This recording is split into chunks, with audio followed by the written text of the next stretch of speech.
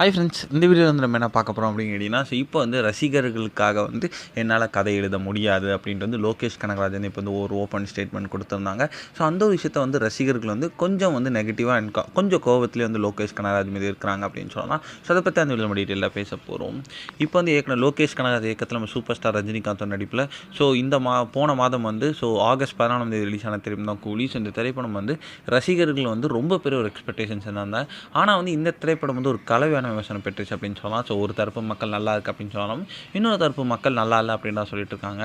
So நிறைய பேர் வந்து அவங்களோட கருத்தை வந்து முழுமையாக வந்து இந்த திரைப்படத்தின் மீது வச்சுருந்தாங்க அப்படின்னு சொல்லலாம். ஸோ அண்ட் வந்து இந்த திரைப்படத்தில் 2-3 சீன்ஸ் எல்லாம் வந்து ரசிகர்களும் வந்து நிறையவே ட்ரோல் பண்ணியிருந்தாங்க அப்படின்னு சொல்லலாம்.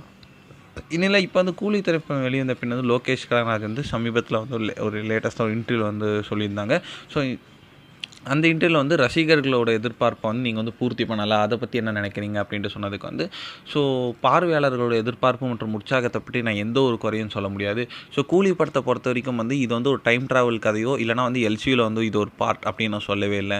ஸோ நான் ட்ரெய்லர் கூட முதல்ல வரல, கிட்டத்தட்ட வந்து 2.5 வருஷம், அதாவது 18 மாதங்கள் வந்து நான் வந்து ரகசியமாக தான் வச்சுருந்தேன்.